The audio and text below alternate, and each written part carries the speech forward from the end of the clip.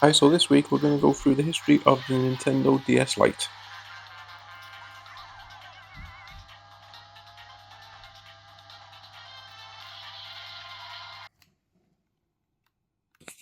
The Nintendo DS Lite was first released in Japan on March 2nd, 2006. It then launched in Australia on June 1st, 2006, North America on June 11th, 2006, and Europe on June 23rd, 2006. It followed on from the original DS released in November 2004. The DS range was the first step up for Nintendo into the clamshell design. It was groundbreaking with the dual screens, one being touchscreen. A lot of games made the most of this and incorporated this unique feature. This helped Nintendo keep control of the handheld market with its uniqueness.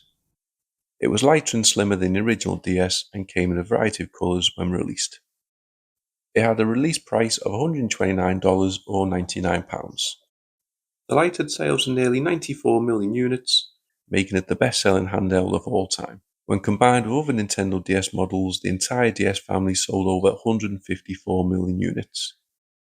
It was officially discontinued in 2014, so a near 10-year lifespan, but it's still getting support today. The novelty of the console was the clamshell design with two 3-inch screens, with the bottom being touch. You were also able to play the DS games that were released and Game Boy Advance games. So a massive back catalogue of Game Boy Advance games were included.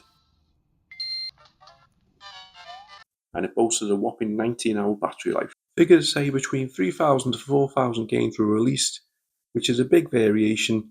More accurate figures are around about 3,400. The biggest selling game was New Super Mario Bros.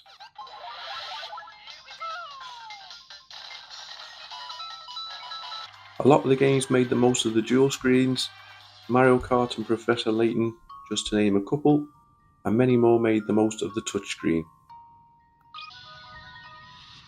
Then around 2007, something happens that happens quite a lot to Nintendo.